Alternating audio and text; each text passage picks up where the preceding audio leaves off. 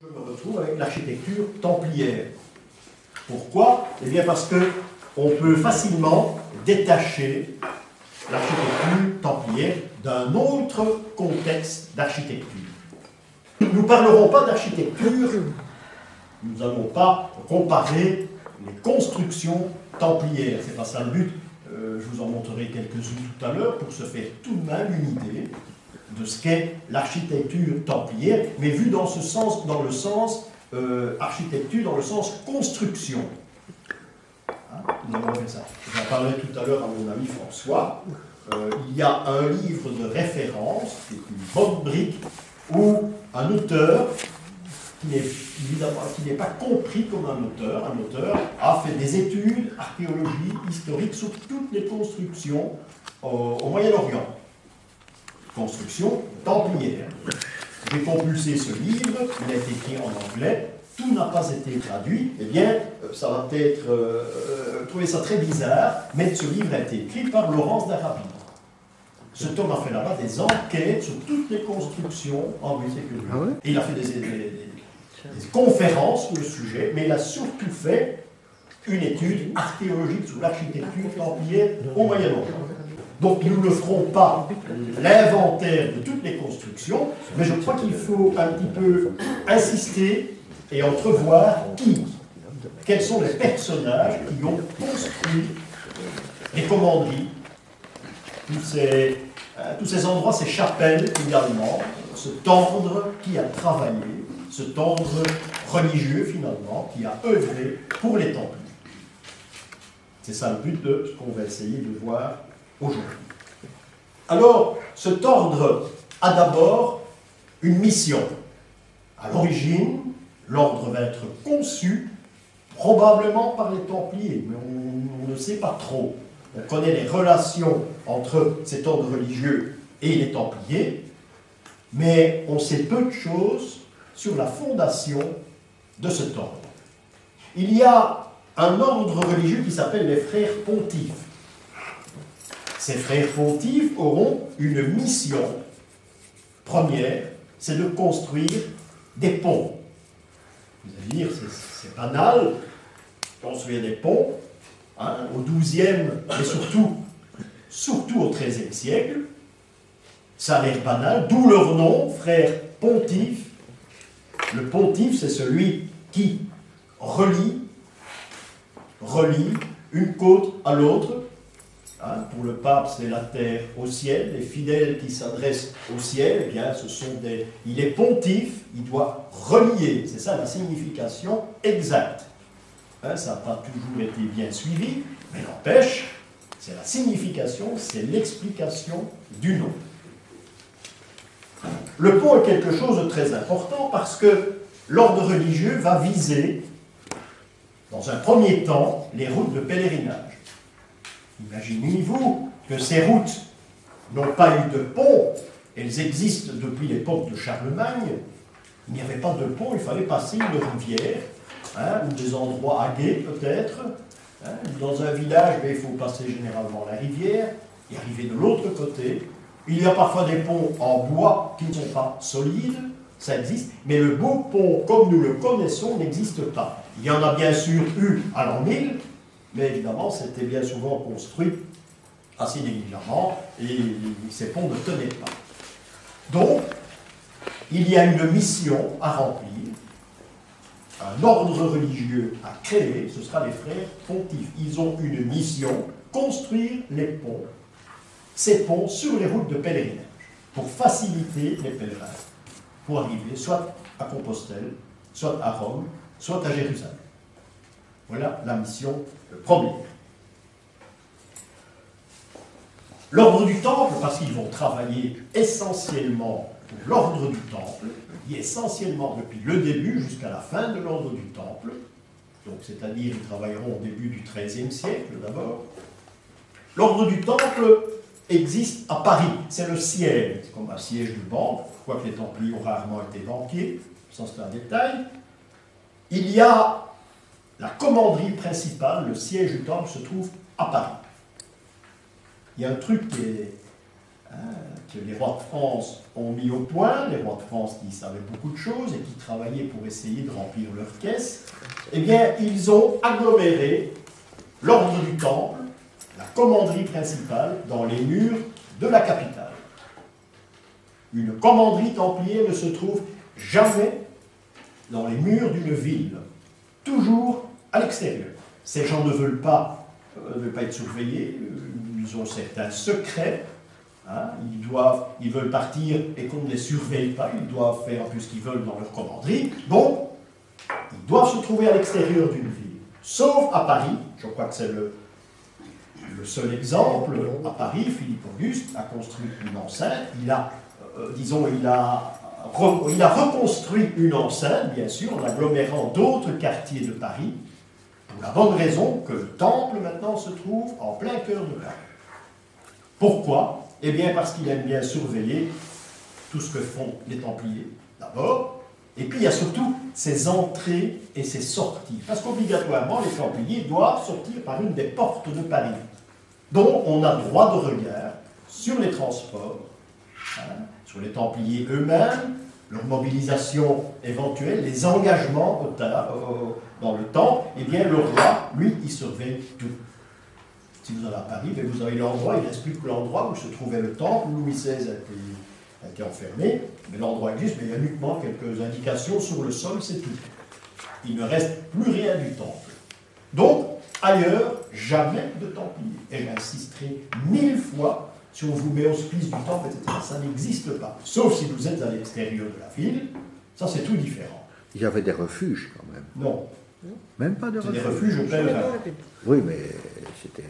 Non, même pas de Très refuges. précis, hein. C'était pas des refuges, j'en ai, hein, refuge templier, hospice templier, c'est tout à fait faux. Il n'y a aucune raison d'avoir un refuge dans une ville. Il y a des refuges d'abbayes. Oui, Mais des refuges de pèlerins, mais pas des refuges templiers. Il n'y a aucune raison. Il n'y a pas une présence en ville et ils viennent de passer par l'extérieur s'il y avait une commanderie. Paris, c'est un cas parce qu'on a élargi le cœur de la ville. Alors, automatiquement, on a aggloméré le temple. Donc, les Templiers vont créer un ordre religieux, ça c'est une chose. Je dirais plutôt, pour être plus clair, ils ont aggloméré un ordre religieux qui existait déjà, mais on sait peu de choses. Vous direz même, on ne sait pratiquement rien, sinon l'origine de l'ordre. Alors, ont-ils créé cet ordre? L'ont-ils aggloméré au temple? Il y a une question qu'on peut se poser. On n'est pas sûr. Et finalement, il y a peu de documents. Donc, les Templiers vont créer une sorte de loge, un compagnonnage, qui va servir aux constructions des commanderies, de certaines églises même. Mais cette construction aura ceci d'extraordinaire, c'est qu'on va exploiter, ils vont exploiter la forme du pont. Ce serait une exploitation. Ce sont les premiers qui vont penser à cela. En partant du pont qu'on lance sous la rivière, eh bien, ils vont exploiter cette idée, et c'est comme ça que va naître le style roman. Style roman qui sera, sous l'influence de ces frères pontifes, que le style roman va être créé. Ne cherchez pas ailleurs. Dans un premier temps, voilà l'œuvre de ces frères pontifes. Ça remonte au XIIe siècle. Fin du XIIe, début du XIIIe. Donc, une sorte de loge. Les empereurs romains étaient également des pontifes. Pontifex. Les empereurs romains étaient pontifes. Donc, c'est un nom qui avait une certaine signification dans l'Antiquité et dans le haut Moyen-Âge.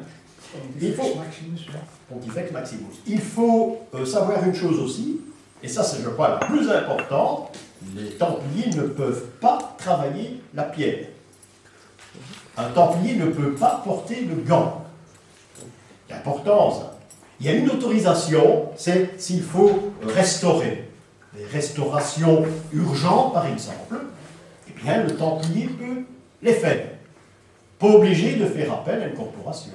Seulement, il y a une chose importante, le Templier ne peut pas porter de gants. tout doit être senti par la chair humaine, par les membres. Un rapport direct entre les membres et la chose. Plus tard, ces frères pontifes vont concevoir, vont construire certains châteaux, et dans la région en Provence, par exemple, puisque on peut prétendre que l'ordre des frères pontifes a été, disons, la première fois qu'ils vont œuvrer, c'est en Provence. Ils ont œuvré en Italie, mais tout ça reste un petit peu brumeux, mais nous verrons des détails tout à l'heure. Donc c'est en Provence qu'on va retrouver des membres, ce compagnonnage actif. Curieux. Curieux non, parce qu'on a retrouvé des traces que l'évêque de Marseille les payait. Et les payait même cher. Parce que si nous commençons avec les ponts, il y a déjà à cette époque de très vagues refuges et hôpitaux. Donc ils auraient également construit ces hospices, ces hôpitaux, mais toujours en Provence. Ce qui veut dire qu'en Provence, eh bien, leur avenir était réglé d'avance, on les payait bien. Quoique ça n'a pas toujours été vrai, parce que dans certaines régions, il n'y avait pas d'argent. Voilà pour le début de ces frères pontifes. Un exemple, moi je parle des constructions templières, il y a une légende qui veut, mais il y a quand même un fond de vérité. Je pense les Templiers, eh bien, en Moyen-Orient, ils vont construire, ils ont l'idée de construire un château, on n'est pas sûr que c'est la corporation qui a eu jusque-là, mais n'empêche, un exemple sûr, c'est que en creusant un souterrain très ancien, les Templiers vont trouver un trésor, dit-on, et c'est grâce à ce trésor qu'on a pu élever certaines citadelles. Les citadelles étaient donc payées. Les Templiers ont pu les réaliser. En France, en Provence, avec ses compagnons qui travaillent la pierre, eh bien c'est l'évêque, bien souvent, qui paye la construction des ponts d'abord. Donc cet élément très intéressant, cet élément capital pour aller d'un point à l'autre, en France notamment. Il y en a peut-être en Italie, mais enfin il y a des chances, mais je n'ai malheureusement pas de preuves, je n'ai pas de photos. Venons dans le thème symbolique maintenant des frères pontifes. Il y a d'abord le thème du passage, c'est très important. Le pont, c'est donc le passage. On passe la rive. Dans certaines civilisations, c'est passer de la mort, du trépas, vers le ciel. Et il faut d'autres explications. Donc il y a ce rapport du passage, c'est une chose. Et puis il y a le rapport, symboliquement, le danger. Donc, on a là, danger, dans le côté symbolique, et on a surtout le passage. Dans le domaine gnostique des choses, eh bien, on a également ce passage, mais on a une voie étroite. Vous voyez la différence entre la symbolique et la gnose. L'homme est confronté, un pont c'est jamais grand, le passage est étroit. Il faut donc suivre une voie. Il ne faut pas passer, il ne faut pas essayer de passer à un autre point, il n'y a pas question de réussir, il faut rester sur cette voie, et ça va vous mener vers la vérité. Vous voyez, les grandes différences entre la gnose et la symbolique, c'est un passage de vie à trépas, entre autres, comme les Templiers ont le symbole du passage. Et la gnose, c'est que le passage est étroit, il ne faut pas sortir des chemins, il faut aller tout droit vers la vérité. Avec le pont, attrape une importance, devient très important. Donc je vous l'ai dit, ce système de pont, eh bien, il existera dans les églises romanes. Seulement, nous restons en Provence. Au début, ce pont aura une signification primordiale lors de la construction des cathédrales. Une cathédrale ne doit pas être vue de l'extérieur. Jamais. Le style ogival a été lancé par ces frères pontifes, c'est-à-dire que la cathédrale est conçue. Imaginez-vous tous ces arcs qui soutiennent la cathédrale. C'est eux qui ont mis ça au point. On parle d'un pont, on parle des magnifiques voûtes romanes, et ici aussi nous sommes dans les cathédrales. N'allez pas voir l'extérieur d'une cathédrale, les maçons de l'époque, c'était pas d'accord, c'est l'intérieur qu'il faut visiter. extérieur, mais ce sont des outils de construction, des moyens de construction. Donc, je peux l'affirmer, il y en a beaucoup qui ne seront pas d'accord avec moi, c'est un fait, c'est que les frères pontifes seraient à l'origine du lancement du style ogival. Ne dites pas gothique, hein, ça c'est le XVIIIe siècle, on dit gothique parce qu'on ne s'intéressait absolument plus aux cathédrales au XVIIIe siècle. Jamais dit le style ogival qui, en quelque sorte, fut créé dans la région d'Arles, par exemple. Donc, heureusement, nous nous trouvons toujours en Provence. On a eu une conférence là-dessus, on a eu un cours là-dessus, quand on a parlé de René d'Anjou, l'abbaye de Montmajour, qui est exceptionnelle, l'abbaye de Montmajour, en secret, souterrain, pierre tombale curieuse. Hein, on a parlé de tout ça dans tous les détails. Donc c'est toujours en Provence. Vous voyez que ces personnages étaient très importants, aussi bien dans le domaine construction que dans le domaine de la symbolique. Et on a peu étudié la symbolique des frères pontifes. C'est encore quelque chose de très différent, hein, qui est la suite des ouvrages, mais évidemment on connaît peu de choses parce que peu de gens ont écrit sur les frères pontifes. Allez voir dans votre dictionnaire, je ne sais même pas si ce sera encore là, mais 1895, dans mon dictionnaire, il y a frère, on verra frère pontife, on peut deux petites lignes. Rien de plus. Donc un ordre dont on sait peu de choses, sinon qu'ils ont lancé un style extraordinaire qui est le style ogival. Et en principe en Provence. Donc, j'ai parlé également de ce profane, le pont. Sur une rive, c'est le profane, et de l'autre côté, c'est l'initié. Donc, au départ, tout ce qui peut être relié. Terre vers le ciel, généralement. Donc voilà comment on peut éventuellement définir l'action de ces frères pontifes. Également, construction d'hôpitaux. Tenez compte aussi, et là, peut-être qu'au XVIIIe siècle, on en a fait une déduction, c'est que le style ogival est né, a été conçu dans le marquisat de Gothie, G-O-T-H-I-E. C'est peut-être la raison pour laquelle on en a fait gothique au XVIIIe siècle. C'est très possible. Gothie, c'est Montmajour, c'est Arles, c'est la descente en Provence, Nîmes, c'est le marquisat de Gothie. Donc le style serait né à cet endroit. Alors où seraient nés ces frères pontifes? On peut se poser la question. Et je sais si on a beaucoup cherché. Eh bien, dans un endroit, un gros bourg, dans les environs de Lucca, en Italie, qui s'appelle Alto Pasto. Le haut pas. L'Italie, on parle rarement de cet endroit parce qu'on ne parle plus des frères pontifes depuis bien longtemps. Le haut pas. Il faut rechercher ce nom dans l'histoire des constructions du Moyen-Âge. Il y a une église à Paris, que nous verrons si nous arrivons jusque Paris, avec notre pèlerinage, une église qui se trouve curieusement à la rue Saint-Jacques, qui s'appelle Saint-Jacques du Haut-Pas. Ça se trouve au bout de la rue Saint-Jacques, quand on sort de Paris. Une église qui doit dater d'un petit peu avant Napoléon, je pense, ou fin du XVIIIe siècle. Et cette église est extraordinaire parce qu'il faut la visiter en connaissant l'ordre des frères pontifes. Sinon, ce n'est pas la peine d'y entrer.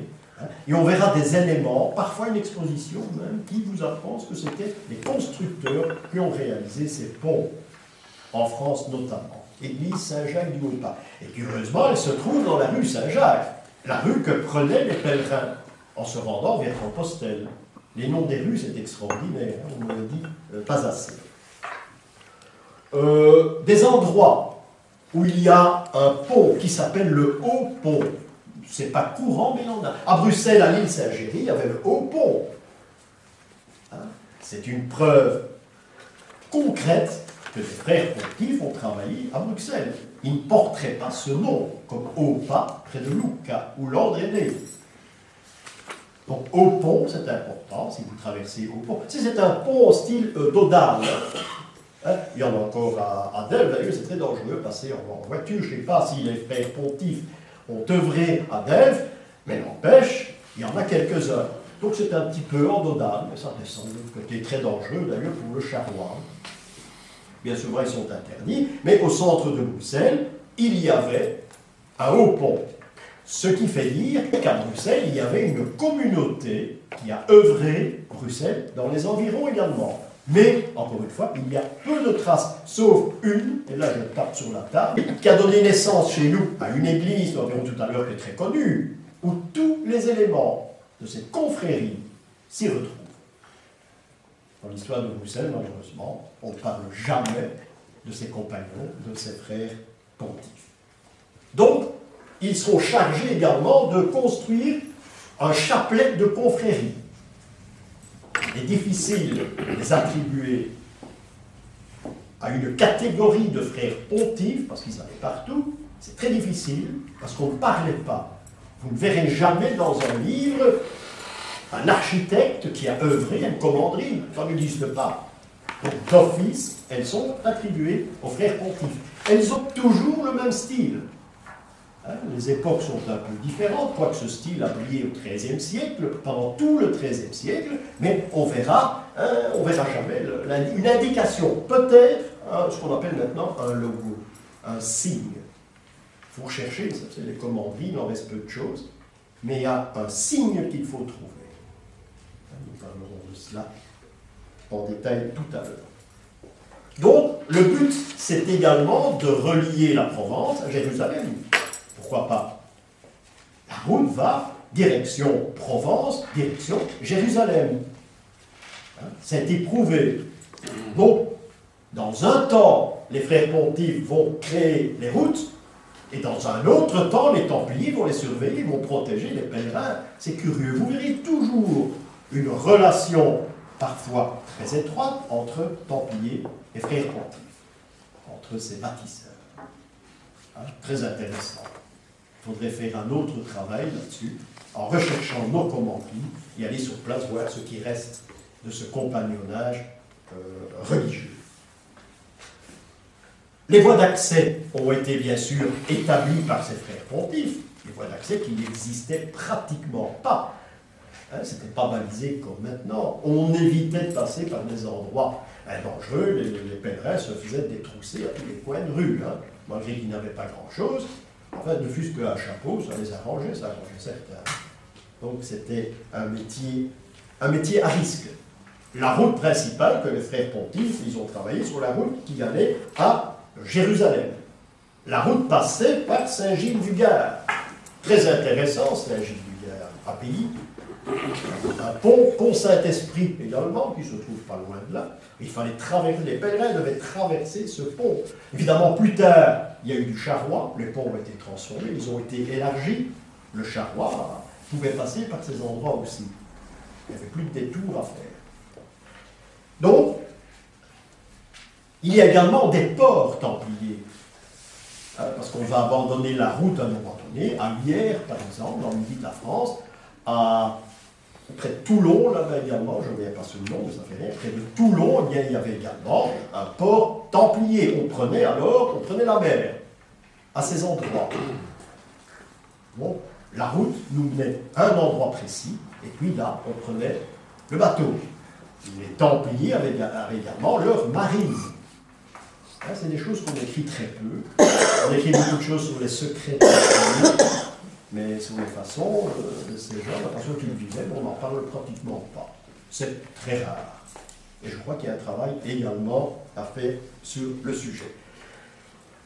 À Hyères, je vous en ai parlé, et puis il y a eu cette ville que Saint-Louis a fait construire, Aigues-Mortes. Aigues-Mortes est devenue un port templier, qui se trouvait à Grau-du-Roi. Vous connaissez Grau-du-Roi. Maintenant, ce sont des buildings, on va à la plage, etc. Aigues-Mortes devait être une très belle ville sur Saint-Louis. C'est Saint-Louis qui l'a conçue. Attention, cette ville a été conçue uniquement pour partir en croisade. Et puis il y a des maisons, on a créé un village, mais c'était des villages en croisade, Aigues-Mortes. Donc, si les Templiers partaient de là pour aller en Palestine, c'est également pour vendre des produits. Ces gens travaillaient également, ils avaient des marchandises envoyées de l'autre côté de la mer, il y avait ça aussi. Ce sont donc des commerçants. On parle de templiers banquiers, je n'ai jamais rencontré un templier qui faisait le travail de banquier. Ils avaient un système que la banque a adopté au Moyen-Âge et la Renaissance, c'est la traite de commerce.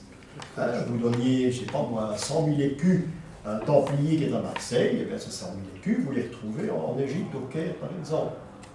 Une traite de commerce. Ça, les templiers, on fait, il y a un petit bénéfice, bien sûr, il y a des frais, mais c'est tout. La banque, le trésor, etc., ça ne marche pas dans le système. Souvent, ça fait vendre des livres. Donc, rappelons, ces frères pontifes, ordre constructeur, uniquement une équipe de géologues. Il fallait étudier le terrain. Ils étaient très grands travailleurs, on étudiait le terrain, des moines, ordre religieux, donc tous les moines du Moyen-Âge. C'est la synthèse qu'on peut faire de ça avec cet ordre. La journée terminée, eh bien, ces frères pontifes allaient bien sûr, comme tous les moines, ils allaient dîner le soir, on allait aux ordres religieux le matin, mais obligatoirement en coule blanche, capuchon blanc. C'était la tenue du frère pontife. Très propre, les mains propres, etc. On allait dîner, on allait aux offices, on allait chanter, mais le lendemain matin, il fallait être au boulot, mais d'une façon toute différente. Mais je ne sais pas comment les décrire, on n'a jamais trouvé l'habit, la tenue d'un frère pontife sur le boulot, au travail. Jamais. Mais on sait qu'ils étaient la coule blanche pendant les repas, etc. Ça chantait, les offices avaient lieu normalement comme dans une autre communauté religieuse. Alors, chose importante, ça c'est capital, ils devaient concevoir, on devait les reconnaître tout de même. Il y a une trace, un symbole, une marque. Et bien, cette marque, il l'avait puisée dans l'Apocalypse de Jean, c'est-à-dire la lettre T, ce qu'on appelle un tau. Partout où l'on trouve un tau, eh bien, il y a une référence aux frères pontifes. Il y a certains ponts en France où, en cherchant bien, eh bien, j'en ai vu qu'un. On me l'a montré. En cherchant bien, eh bien, on découvre le sceau templier, le sceau des frères pontifes dans la pierre. C'est une preuve pour l'éternité qu'ils ont œuvré à cet endroit. Ça se trouve sous les bords de la Durance, je ne sais plus très bien. Donc, ça c'est une indication. Chaque pont doit avoir sa marque particulière. Parce que cette marque va se retrouver partout ailleurs, et cette marque fera partie des intérêts touchés par les frères pontifes, parce que tout de même, il fallait les nourrir. On détaillera ça un petit peu tout à l'heure. Après, ce taux va être récupéré. Ce taux va être récupéré par Saint Antoine, notamment.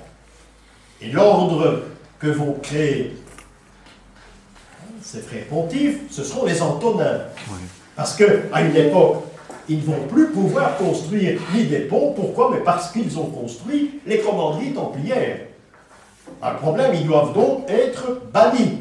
Les Templiers ont été bannis 1307-1314, ils ont été éliminés, mais les frères pontifes, eux, ils n'avaient plus de boulot.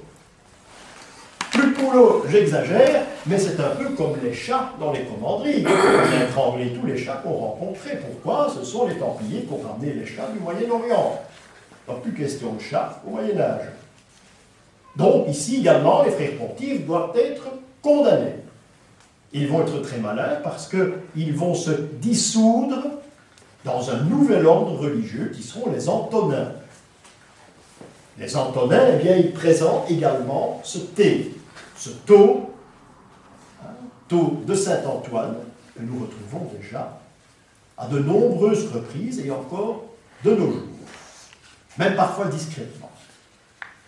Donc, un nouvel ordre religieux va naître. Quand vous prenez ce symbole, ce tau, eh bien vous avez exactement leur outil de travail, c'est-à-dire l'équerre. L'équerre, c'était le thé de tau. Vous savez, ce n'était pas évident de construire des ponts au Moyen-Âge. Il fallait une sérieuse initiation. On ne construit pas un pont comme une commanderie. Il y a même un frère pontife qui est représenté dans la ligne mystique. Bon, un exemple, comme les Templiers, mais ils avaient la couleur rouge comme symbole. Là, le rouge est une couleur de passage. Ça veut dire le pont qui sert à passer. Il y a ça d'abord. Comme les Templiers, eh bien, ils avaient leur symbole, leur marque sur l'épaule. La marque, c'était le tau, qui viendra le tau de Saint-Antoine. Vous n'avez jamais remarqué que lorsqu'on présente Saint-Antoine, il a toujours une sorte de canne en bois. C'est le tau, hein? On se pose la question, pourquoi ce moment il a une canne, et parfois on y retrouve le tau, parfois une partie. C'est ça, c'est rien d'autre. Donc tout colle ici avec les Antonins. Antonin qui est une confrérie qui sera, en principe, c'est approuvé, qui sera créée, instituée par ses frères pontifes. D'où on trouve dans tout ce qui est Antonin, Saint-Antoine, on trouve le thé des élus, c'est le thé de l'Apocalypse qui se trouve sur le front des élus. C'est pas plus difficile. Seulement, où on peut se poser une question, et je me la pose encore, quel ordre religieux s'est permis de prendre le signe des élus dans l'Apocalypse? Ça, c'est sans réponse. Pourtant, il fallait oser le faire. Est-ce qu'il y avait une autre, quelque chose qui est caché derrière les frères pontifes? On peut le supposer. Parce que ce n'est pas n'importe quoi ce tour des élus. Mais on ne va pas parler de ça maintenant, puisqu'il y a autre chose. Nous parlons des ponts. Donc ce thé, j'ai dit, c'est l'équerre. C'est un instrument capital qu'on n'avait jamais employé avant, je suppose. Je ne vois pas de traces ailleurs. Mais les frères pontifes, ils avaient l'équerre. Et l'équerre, c'est le thé. C'était leur instrument de travail. C'est aussi intéressant.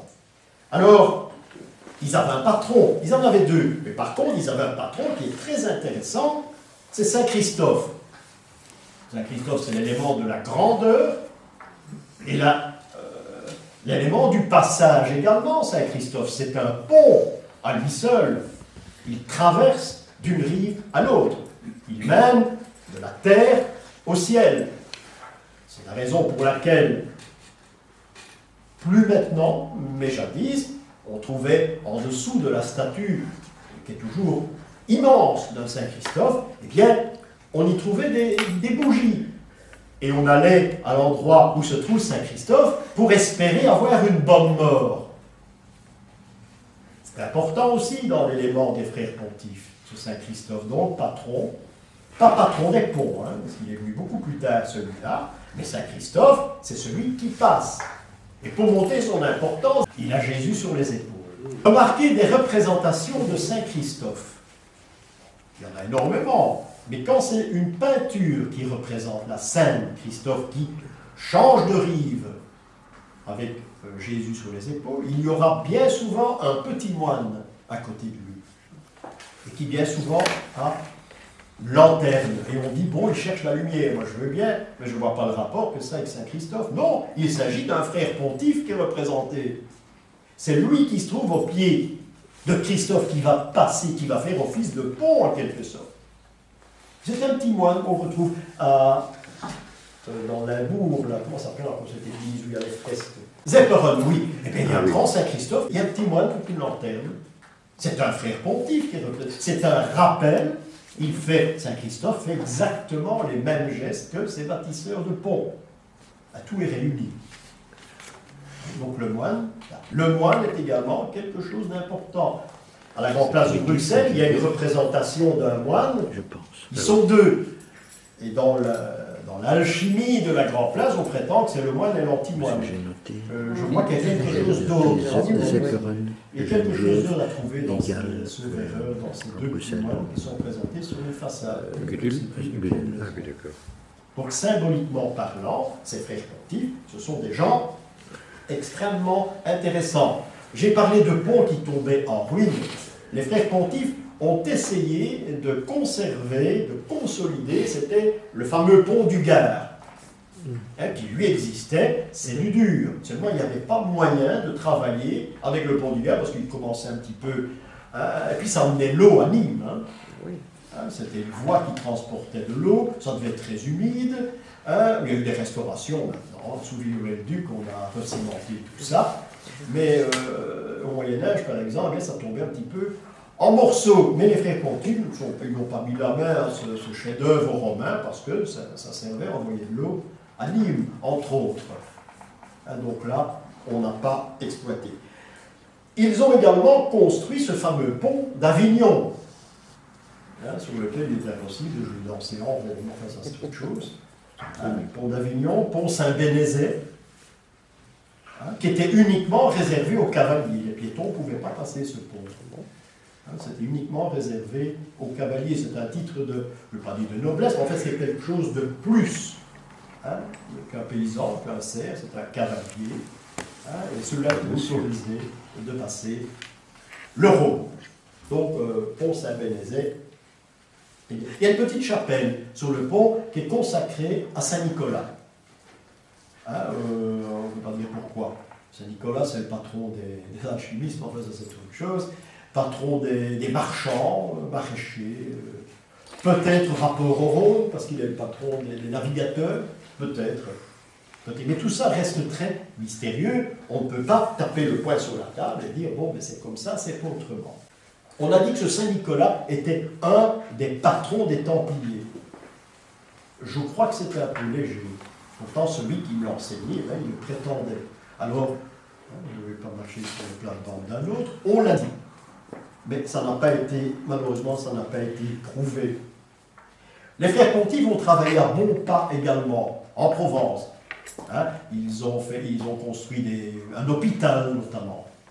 Hein, un hôpital. Je ne sais pas s'il y a une commanderie, mais une chapelle certainement.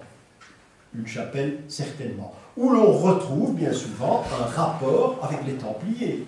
Que ce soit dans n'importe quel endroit. Il y a toujours un rapport avec les Templiers. La couleur, par exemple, qu'on invoque à l'intérieur. La couleur des Templiers, c'est le rouge. Hein, notamment, si vous connaissez, le rouge, c'est le martyr également. Hein, si on place un saint qui a été bien martyrisé, ça peut avoir un rapport avec l'ordre du Temple, par exemple. Mais il y a d'autres rapports. Hein. Il y a d'autres choses qui sont beaucoup plus intéressantes. Donc, les Templiers, notamment, ont pris l'initiative très intéressante, de créer en quelque sorte ce bourg qui s'appelle Bonpas.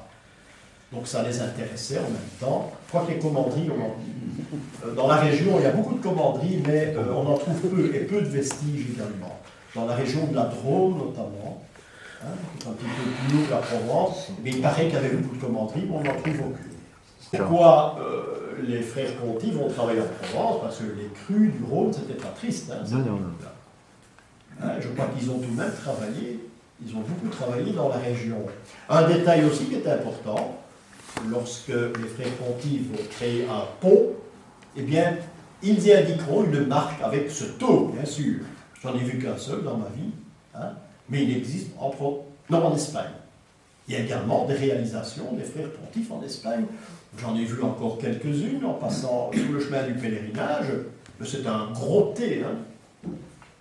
Comme ça qu'ils les indiquaient, mais j'en ai vu en Espagne. A-t-il été refait? C'est possible, hein, mais il n'était pas très net. Donc tout leur pont était marqué. En principe, les commanderies, on n'en a jamais parlé. Oui, c'est vraiment hein, l'ordre énigmatique. Alors ils avaient un truc superbe. On fait de l'argent comme on peut. Les ponts, ça coûtait très cher, mais le Seigneur ne paye pas toujours assez. Ils avaient des frais, ces frères pontifes, c'était tout de même une équipe assez importante. Hein, les ouvriers étaient très importants, il y en avait des centaines, ça devait aller vite le travail, mais ils avaient un système, il fallait y penser d'ailleurs. Le Seigneur qui fait réaliser un pont, ou une maison d'accueil, un hospice, un hôpital, eh bien, le frère pontife autorisait à la mort du Seigneur qu'on l'ensevelisse en terre avec le manteau des frères pontifes, c'est-à-dire hein, le frère pontife au travail, la coule sur la tête. Il fallait y penser, et ça c'était grandiose. Pas demander, pas la rareté, mais l'importance qu'il y avait finalement ces frères pontifes. Alors on les payait très bien, c'était le double tarif, mais on arrivait au ciel dans la vie des frères pontifes. L'ensevelissement de ces seigneurs, c'est important. Il y a un tarif spécial, hein, comme le corbillard avec les plumeaux là-dessus, un tarif spécial, mais pour l'éternité, hein, il va revêtir ce costume extraordinaire d'un frère pontife. Oui, l'importance qu'ont ces gens. Hein. Encore une fois, on a dit peu de choses de cette loge, de cette corporation. Donc, Philippe le Bel, notamment, il aurait une meilleure idée. Philippe le Bel, eh bien, il a entendu que les Templiers prenaient des revenus importants des frères pontifes. Le frère pontife et les Templiers, ils les aiment bien, c'est eux qui sont responsables de toutes les... On les paye également de toutes les constructions, on les paye également. Seulement, quand vous passez un pont, il y a un droit de passage, si vous êtes cheval, en charrette, tout ce que vous voulez, vous payez. Et qui gagne les petits sous? Mais ce sont les Templiers. Il y a un pont à Paris, ça s'appelle près de Notre-Dame, qui s'appelle le pont, ça c'est l'exemple magnifique, le pont où, comment ça s'appelle encore, mon Dieu. Juste en face de Notre-Dame, il y a un pont sous la Seine qui s'appelle pont du péage, quelque chose comme ça. Le grand pont. Non, il y a le mot péage dedans. C'était le péage. D'un côté c'était le grand pont, de l'autre côté c'était le petit pont au Moyen-Âge. Non, il y a le pont du péage, qui est juste à côté. Ça s'appelle pont du péage. Et c'est indiqué même au-dessus. Est-ce que c'est l'ancien nom qu'on a conservé? On le donne un nom, c'est possible. Mais là, c'était vraiment classique. Philippe le Bel, lui, il a renversé la pouvoir. L'argent n'était plus pour les Templiers, mais pour lui, pour la caisse du royaume, qui était dans un très mauvais état. Donc, voilà une adaptation templière. Philippe le Bel, il en fera d'autres. Mais Philippe le Bel va s'emparer du système, et il va remplir ses caisses. Il y avait du monde qui passait là-dessus tout de même. Venons-en à Saint-Jean-des-Pomucènes. Saint-Jean-des-Pomucènes est un saint pragois. Un saint pragois, merde, j'ai oublié de dire. Un saint pragois qui deviendra le patron des ponts. Le patron des ponts, si bien que très souvent, lorsqu'on aura une représentation, un pont ancien, il y a des lithographies, il y a tout ce qu'on veut, eh bien, Saint-Jean-des-Pomucènes se trouvera au-dessus du pont, ou un peu décalé, il se trouve là, puisque le pont est protégé. Il y en a à Bruges, à Vianden, on a vu. Il y en avait un jadis à Bruxelles, dont la statue se trouve à la maison du roi. Elle est encore là, elle est conservée, tu sais ça, je pense. Tu sais pas ça? Il faut aller voir la maison du roi. Il y a une immense statue qui se trouvait rue Saint-Jean-des-Pomucènes, où la Seine passait. Une immense statue, elle a été récupérée, ce qui est très bien. Alors, que fait, pourquoi a-t-on choisi Saint-Jean-des-Pomucènes? Eh bien, l'empereur se trouve à Prague, et il loge à Prague, il a son château, et son épouse est une petite femme, dit-on, volage. À la cour, c'est un petit peu courant. Et Saint-Jean-des-Pomucènes est le confesseur de l'impératrice. Alors, l'empereur soupçonne l'impératrice de faire s'il ne faut pas. Et bon, il va trouver le confesseur, parce qu'en principe, on dit tout à son confesseur, et il ne veut pas répondre, il dit, moi, la confession, c'est sacré. Alors, qu'est-ce que l'empereur fait? Il ordonne qu'on lance dans la Manche d'eau Saint Thomas d'Aquin. Voilà comment ce brave saint martyr va mourir, et depuis, on le trouve sur les ponts. C'est une version religieuse, symbolique, tout ce que vous voulez. On le trouvera, jadis, sur la plupart des grands ponts. À Prague, il est d'ailleurs représenté, c'est une merveille. À Vianden, il y en a un très beau aussi. Voilà donc pour les ponts. Paul Jacob, que j'aime bien, il nous indique, oui, mais le Saint-Jean-des-Pomucènes, sur un pont, il n'est jamais au milieu. Il dit, je regrette, il y a des endroits, il se trouve légèrement vers la gauche. Alors on a mis cette statue où le bateau peut passer. L'un n'empêche pas l'autre, oui. Mais c'est une version très laïque, parce qu'il parle absolument pas de la question religieuse, mais m'annoncer, c'est un jour, on conseille les bateaux à prendre l'argent. Donc c'est le patron des ponts. Regardez bien l'église Saint-Jacques au Codenberg. Vous êtes face à l'église, il y a 3 statues au-dessus. Il y a une Saint-André, il y a une Saint-Jacques, et Saint-Jean-des-Pomucènes est représenté. Et vous allez à l'intérieur de l'église, vous avez déjà fait ça? Du côté, la chapelle de droite, c'est une chapelle consacrée à Saint-Jean-des-Pomucènes. C'est rarissime, je crois qu'il y en a une ici, il y en a une à Prague. Alors pourquoi il n'y a jamais la Seine n'a jamais coulé là-haut, il n'y avait pas de bateau, rien du tout. Mais il faut prendre ces trois éléments. Il y a donc un Saint-André à gauche, qui représente en quelque sorte l'homme. Oui. Il y a au milieu Saint-Jacques, qui est le pèlerin, l'homme part en pèlerinage. Et il y a le dernier, qui est Saint-Jean d'Épomucin, qui est celui qui va aider le pèlerin à faire son périple vers Compostelle. C'est extraordinaire. Ça devrait être dans beaucoup de livres d'histoire, même des guides sous Bruxelles, on en parle là. Il suffit de regarder. Ce qui est moins sûr, c'est la raison pour laquelle il y a une chapelle qui a été consacrée à ce saint. Saint-Jacques est au milieu, c'est le pèlerinage, c'est le pèlerin. Saint-André, c'est l'homme, il se trouve à gauche. Et Saint-Jean d'Épomucin à droite. Donc c'est l'ensemble de personnages qui aident c'est le passage. à aller en pèlerinage. Non, ce n'est pas le passage, hein. C'est la voie, c'est rechercher la lumière. Non, elles ne sont pas récentes. Hein. L'Église a été conçue à la fin du XVIIIe, oui, je pense, oui, mais elles ne sont pas de cette époque-là. Moi, je dirais 1850. Puisque le dôme a été réalisé oui, en 1840, là, et qu'il n'y avait pas de statue à l'époque de Charles Lorrain, mais le dôme n'existait pas. Et c'était représenté à la classique, le long triangle, et je ne vois pas l'utilité d'aller mettre trois statues au-dessus. On a parlé de Moldo. Hein, c'est une légende, parce que j'ai retrouvé, et vous aussi vous pouvez le faire, hein, un Népomucin au Moyen-Âge, par exemple, dans le même endroit, c'est à Prague. Et je pense que ce martyr, on lui a donné, hein, les Pragois ont réalisé, l'ont repris, l'ont récupéré, on lui a mis une toge toute rouge, qui est le passage, quoi, la terre au ciel, et qui pourrait protéger les ponts. Je crois qu'on l'a adapté, d'ailleurs, il est présenté en jésuite. On l'a habillé en jésuite, je pense, du moins à Saint-Jacques, à Prague aussi, il est présenté en jésuite, mais c'est une histoire qui date du Moyen-Âge. Hein. Oui. Une histoire qui date du Moyen-Âge, hein, qui a été, si vous voyez Prague, vous allez voir ça, c'est une très belle ville. Voilà. Donc, le tau, pour y revenir, c'est devenu la béquille de Saint-Antoine. Maintenant, vous devez vous interroger en voyant pourquoi Saint-Antoine a une béquille. Donc, il y a cet ordre qui va naître. La vénération à Saint-Antoine, on la retrouvera surtout dans le Hainaut.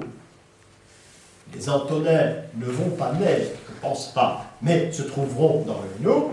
Et la première représentation importante des Antonins, eh bien, c'est cette fameuse épidémie du mal de Saint-Antoine, là, hein, qui a ravagé le Hainaut, hein, et on a fait appel aux Antonins, hein, pour pouvoir guérir de cette saleté, le mal des Ardents, le mal de Saint-Antoine.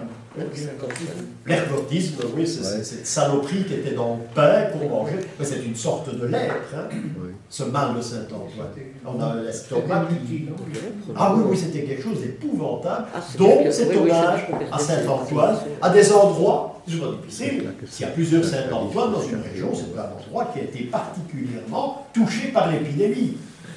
Si moi je vois un Saint-Sébastien et un Saint-Roch dans la même église, c'est un endroit qui a été ravagé par la peste. Une église, ça parle. Donc, les héritiers du système antonin, eh bien, ce sera la création d'une chevalerie, encore une fois dans le Hainaut, hein, les chevaliers de Saint-Antoine en Barbefosse. Ce seront un style de templiers. Mais eux, ce sont des lutteurs, hein, ils en veulent. D'ailleurs, ils vont être envoyés, hein, à la bataille de Tannenberg, aux côtés des Teutoniques. Ils sont tous partis là-bas, il y en a peu qui sont revenus. Ils sont partis là-bas, mais ils sont partis là-bas pour, dans un sens, sauver la face de l'ordre teutonique, mais dans un autre sens, on les aurait soudoyés pour en même temps donner un coup de main pour les supprimer. C'est pas prouvé, mais on en a parlé. La croix, et la croix du temple au-dessus.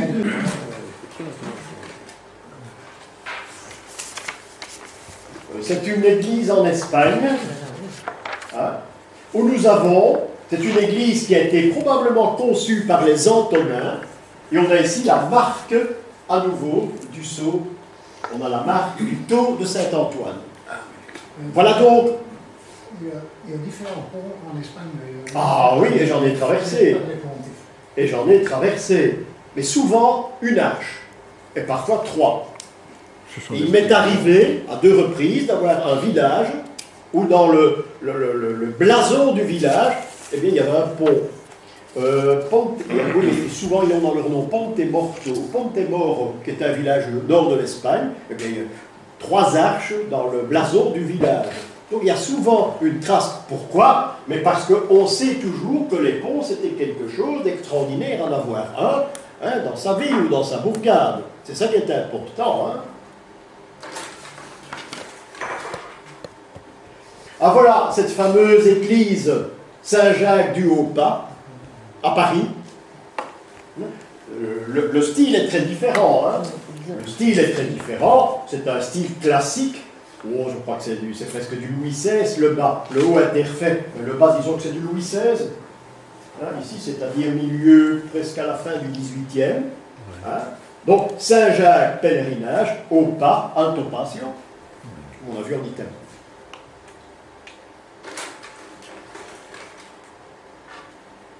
La même chose, nous avons le blason d'un membre de cette confrérie, la confrérie de Saint-Antoine en Barbefosse, que nous irons voir à notre prochain déplacement sur la route de Compostelle. Eh bien, vous avez le blason en lui-même, et vous avez le tau en dessous, le tau de Saint-Antoine, et une clochette. La clochette, on verra ça une autre fois. Oui. Mais le tau existe. C'est donc un membre de cette chevalerie. Je crois que c'est le blason de Borcel, ça. Je pense, oui. Je pense.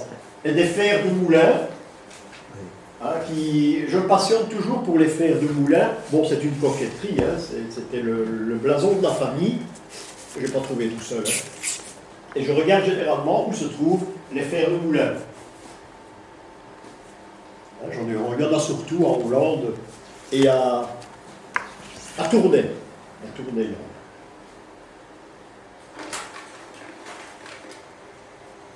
Alors voilà cette fameuse petite chapelle de Saint-Antoine en Barbefosse, où on voit les malheureux ici, qui font l'aumône, avec ici cette petite chapelle, où on y pend des jambes en tissu, en bois, en remerciement Saint-Antoine. Voilà, les invalides sont ici. Bon, il y a eu des miracles. C'est la façon de procéder. Ça se fait toujours. Ça se fait toujours. Il y a normalement un thé, mais le thé, il est là. Nous verrons la chapelle bientôt. Malheureusement, on ne peut plus y entrer. On supprime tout. Oui, voilà une tombe qui se trouve dans la chapelle. Il s'agit d'un ecclésiastique, un membre de cette congrégation des Antonins. Vous avez le calice qui représente l'ecclésiastique, et vous avez le tau au-dessus du calice. C'est aussi intéressant, j'en ai jamais vu ailleurs. Moi, je n'ai pas fait tout le monde, mais c'est très rare. Voilà encore une pierre tombale, on ne peut pas se tromper.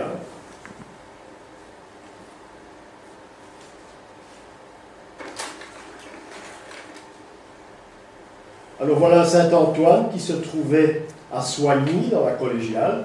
Il est présenté avec ses cochons, et il a le tau, une sorte de canne. Saint-Antoine doit avoir le manche de la canne du bâton de Saint-Antoine doit représenter le tau.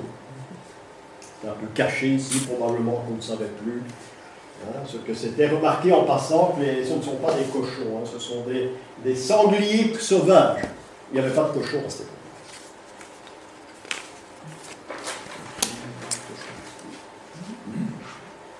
Voilà le Saint-Antoine qui existe dans la chapelle. Oui. Il tient également le bâton. Ce qui est vraiment caché ici. Remerciements, il y a eu des miracles, il y a eu un peu de tout là. Quand on imagine que cette petite chapelle était l'endroit où se donnaient les offices dans une des plus grandes commanderies du pays. C'est assez émouvant finalement. Voilà. Saint-Christophe à gauche. On a le Saint-Christophe et où est Saint-André? On l'a ici. Oui. Oui. La croix ne la va pas, il a une croix bleue, je crois. Je crois qu'elle est bleue. Elle est sur bleue. l'épaule, mille excuses, mais elle n'est pas en bon état. et la canne de Saint-Antoine se trouve là. Et l'autre tableau, eh bien, on trouve Saint-Christophe. Elle est très mauvaise. Vous en avez de meilleur comme ça? Oui. Oui. Le monde ne pense pas à ça. Je peux l'amener. Il est dans les pèlerins, d'ailleurs. Et remarquez comme Saint-Christophe, hein, il est beaucoup plus grand que les personnages. Hein. Il a également, et ça c'est intéressant, il est grand parce que il faut un écart pour pouvoir aller de l'autre côté en un pas, puisque le pont n'existe pas. Voilà pourquoi les Saint-Christophe sont toujours des géants qui remplacent les géants mythologiques dans nos régions. Mais il faut tout adapter à nos conditions chez nous, également.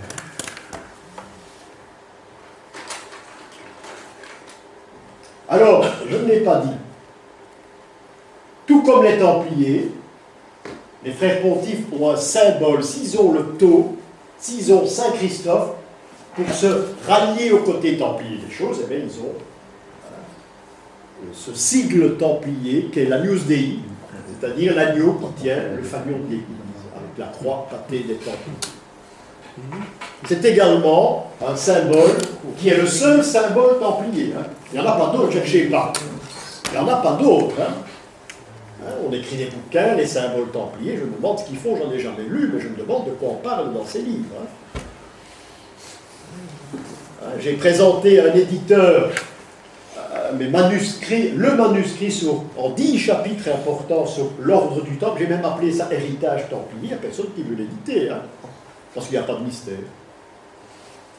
Le Templier, il y a des mystères. Hein. Je vais essayer de le faire passer dans un autre livre maintenant, pour la fin de l'année, mais... Voilà le Temple à Paris. Voilà, comme il était, hein.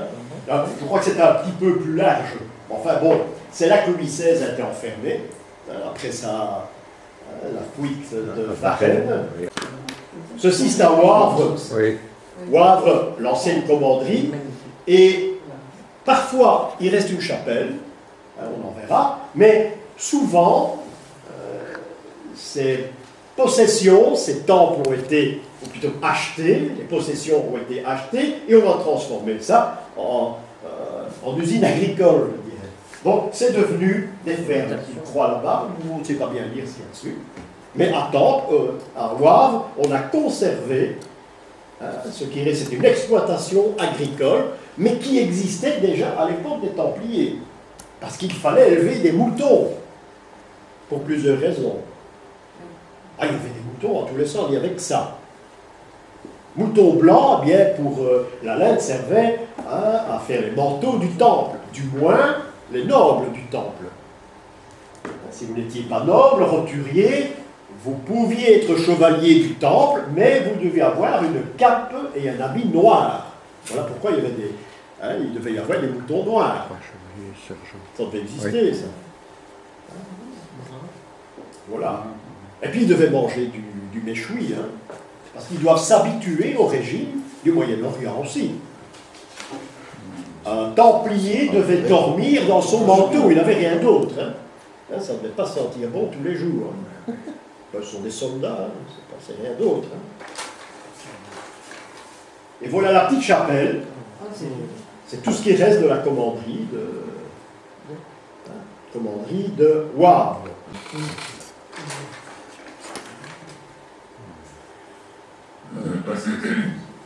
L'an, la commanderie, la chapelle également, de la commanderie de l'an, c'est là qu'est enterré ce fameux médecin de Arsigny, hein, qui était le médecin de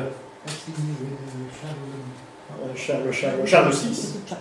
Charles VI, qui est autant Charles V est un personnage extraordinaire, mais Charles VI, on l'appelait le folle d'ailleurs. Hein, et de Arsigny, qui est une grande famille, un petit peu plus bas que l'an. Ah oui. Ça s'appelle Paris. Ouais. Là, ça s'appelle sur la route de Chartres. Entre Chartres, sur la route de Chartres et de Paris.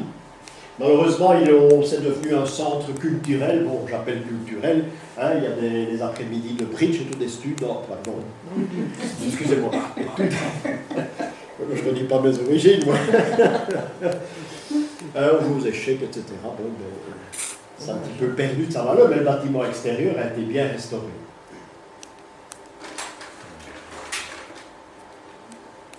Voilà la commanderie de Londres. Et c'est là qu'il y a des gisants, un fameux gisant qui nous vient de Templiers. Avec les jambes croisées. Un des jambes croisées. Et j'ai dû aller reprendre sur des bandes l'entour qui existe, qui est dans un très mauvais français du Moyen-Âge. J'ai réussi à le faire, mais je vais le ramener à Casto, mais pour les morts entre-temps. Moi, j'y comprends que dalle. Hein. Ah, franchement, c'est même plus du gothique. Hein.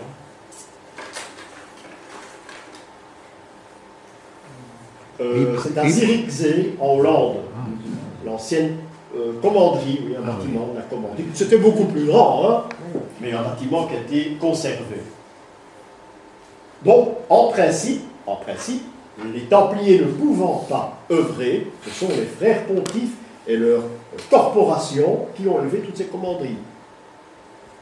Et comme c'est un domaine sacré, une autre compagnie, un autre compagnonnage ne pouvait pas y travailler.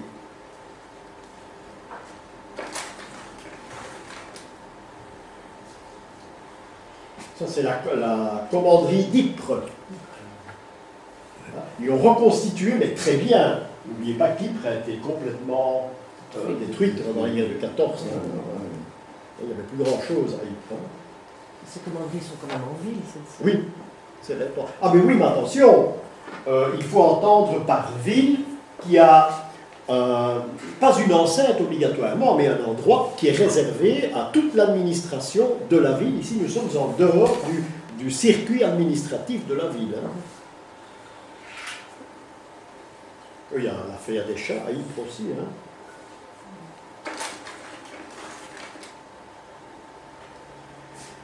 Ça, c'est au Luxembourg, c'est à Rothes. Ce qui reste de la commanderie, celle-ci a été transformée en hôtel, par exemple, hein, qui n'est pas gratuit, entre parenthèses. Hein. Enfin, c'est beau, hein. Vous vous levez le matin, vous êtes en plein Templiers, là. Une église intéressante aussi, qui se trouve en face de la commanderie. Ce sont toujours les Templiers, il n'y a rien de teutonique. Hein. Là, voilà l'église. Souvent, on a ce style roman, hein, mais qui ici peut faire penser, ça dépend où vous êtes assis, ça peut faire penser à du pré ogival. Hein. Je me suis déjà posé la question, fais l'exercice, Francis, tu dois aller voir la Steenpoort, hein, le mur qui rentre en ville, mais ça dépend de l'endroit où tu te places. Hein, si tu te places à gauche, c'est du roman, et si tu vas légèrement à droite, c'est pas fait pour, mais c'est curieux. Tu as déjà une voûte, ça commence, l'ogival commence. C'est très curieux. C'est une vue de l'œil, ça n'a pas été fait pour, hein, mais c'est curieux.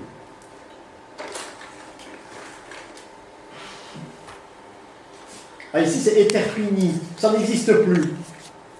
C'est ce qui restait de la chapelle, c'est dans le nord de la France. Hein. Éterpigny avait une commanderie, c'est la chapelle. C'est le problème, c'est que ces vestiges se trouvent dans des endroits très agricoles, hein, mais ça embête un peu le propriétaire d'avoir ça dans son jardin. Hein. Hein, il pourrait mettre des pommes de terre à cet endroit, alors on les fait démolir.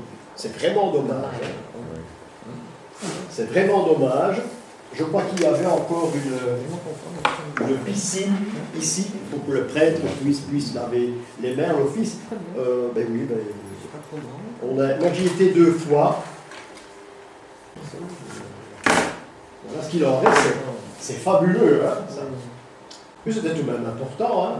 Ben, tout a été détruit, parce que la dernière fois j'y étais, c'est pas avec vous autres, je ne sais plus avec qui, tout avait été rasé. Ah, mais tout de même, on ne classe pas. Bon, il y avait quelques commanderies ou maisons du temple, ce ne sont pas toutes des commanderies, ou maisons du temple dans le nord de la France, mais la plupart. Voilà, Cronenbourg, l'entrée de la maison du temple à Cronenbourg, ici, hein, dans l'Alsace. C'est très beau.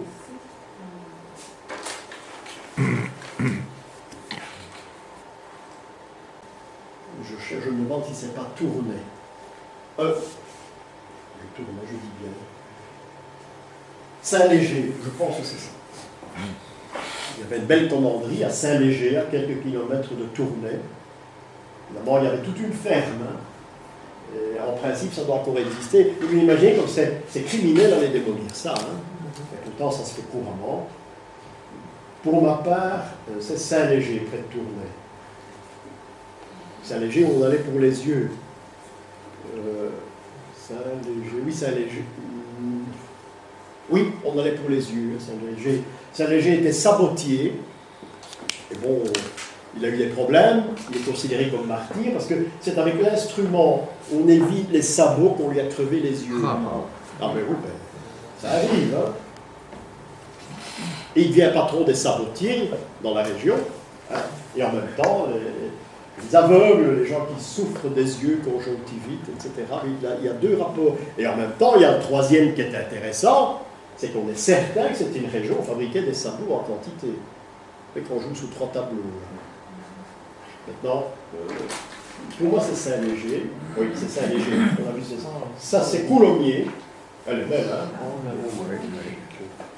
Donc habitation agricole ici. Aussi là, mais celle-là elle a été bien conservée.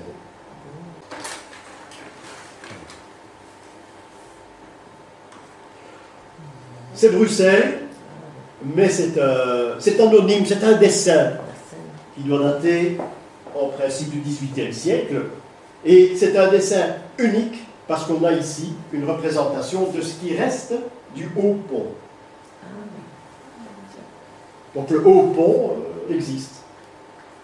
Oui, ça n'existe plus, hein, tout a été hôtel de ville. Donc on peut situer éventuellement, à condition que le dessinateur s'est bien placé, mais j'imagine, sinon on n'aurait pas fait des tas de détails. Donc on se situe ici, à proximité du pont de la Carpe, si vous connaissez.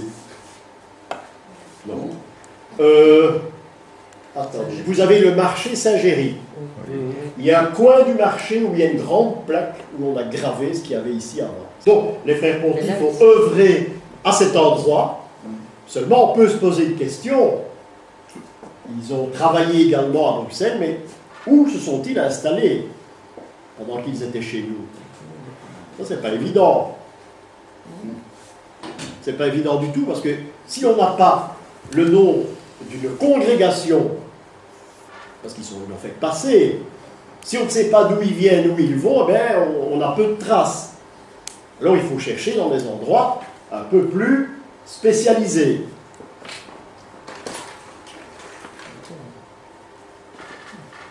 Il faut étudier les bâtiments anciens de Bruxelles, du moins ceux qui existent encore, et lorsque vous avez ce petit bâtiment qu'on appelle l'église de la Madeleine, eh bien, il y a des éléments qui pourraient faire penser à une construction templière. Il y a la petite église, qui est vraiment minuscule. Hein. Il y a le clocher, le clocheton, qui a 8 faces octogonales. Et il y a troisièmement les vitraux arrière, c'est un triplet, c'est-à-dire 3 endroits par où le soleil s'est pénétré à différents moments de l'année. On a 3 éléments, on a 3 éléments templiers par excellence. Et pourtant, il n'y a jamais eu de templier à Bruxelles. Alors pourquoi? Il n'y a pas une maison du temple, il n'y a rien. Un templier n'a jamais mis les pieds à Bruxelles. Comment peut-on affirmer cela? Mais ce n'est pas difficile. Il faut aller à la bibliothèque royale, il faut demander qu'on vous étale devant vous tous les sceaux templiers, mais personne ne va faire ça. Tous les sceaux templiers, vous allez trouver tout ce que vous voulez sur Bruxelles. Il n'y a jamais eu de templier chez vous. Alors qui a trouvé ça? Eh bien, c'est à l'époque où l'histoire était racontée par des laïcs, ça n'a pas changé. Hein. L'histoire du temple, eh elle existe aussi. Et dans cette petite église, on a découvert 3 tombes assez larges. Il y a 3 chevaliers sur cette tombe. On ne sait rien de plus. On les a décrites, aux environs 1910. On a décrit cela, on a écrit de cette... Alors, d'office à la ville de Bruxelles, ce sont des templiers. Alors, on a vraiment tapé dans le mille sans chercher. Évidemment, à partir de 1850, tous les historiens qui copient les uns sur les autres, eh bien, ils ont parlé de templiers. C'était très facile. Quand vous avez l'habitude de lire des livres, je parle que de Bruxelles, hein, ailleurs aussi, Vous trouvez les mêmes fautes chez tous les auteurs, et même les mêmes phrases. D'abord, quand on veut du nouveau, il faut chercher, ou il faut qu'on vous indique à chercher. Alors, personnellement, comme il n'y a pas eu de Templiers, c'est une conclusion. Cette église est l'église propre d'une église templière.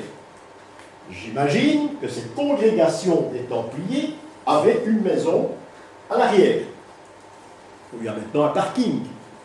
On peut l'imaginer, parce qu'il existait depuis très longtemps un couvent.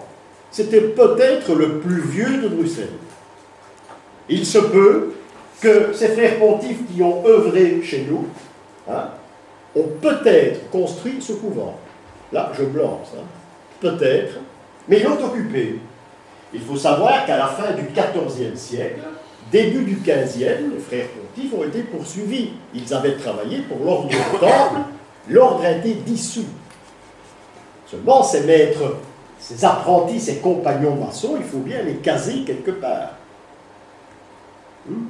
Alors on en aurait fait une congrégation qui est devenue par la suite les frères Sassites. Tu connais? Ces frères Sassites qui logeaient par la suite dans ce monastère qui a été démoli il y a plusieurs années, ce monastère qui en quelque sorte prenait le parking de la Puterie et se lançait vers la rue de la Montagne, où il y avait cette petite chapelle Sainte-Anne qu'on a agglomérée ici, qui n'a rien à voir avec ce style, c'est une chapelle baroque.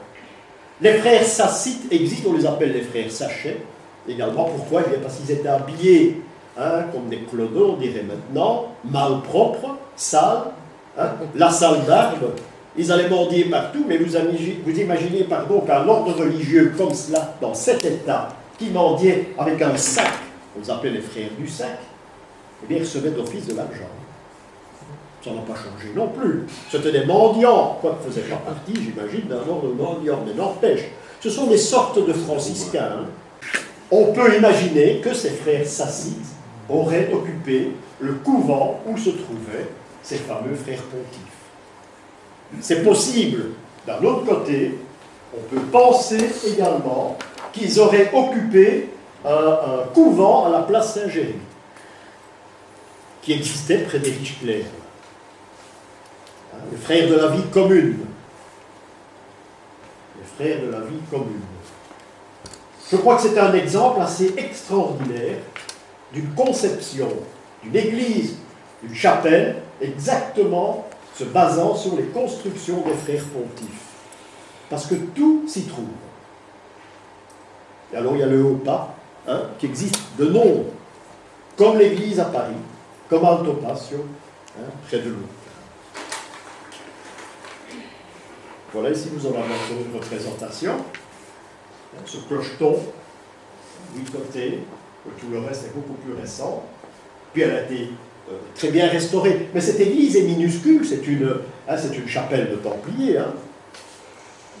Attention, je vous signale une chose, si jamais vous voyez des anciennes, il y a près de 20 ans, un petit peu moins, j'ai aussi placé les Templiers à cet endroit, je m'en excuse. Mais je les ai placés à cet endroit, me basant sur une tonne de livres où on en parle. Mais quelqu'un qui était encore là aujourd'hui m'a tapé sur l'épaule en me disant il faut quand même revoir ce que tu racontes. Et j'ai revu ce que je racontais, et moi je dis c'est diabolique ce que j'ai raconté. Ça arrive encore, ça doit vous arriver aussi. Et voilà, on a tout vu. Merci pour votre bonne attention.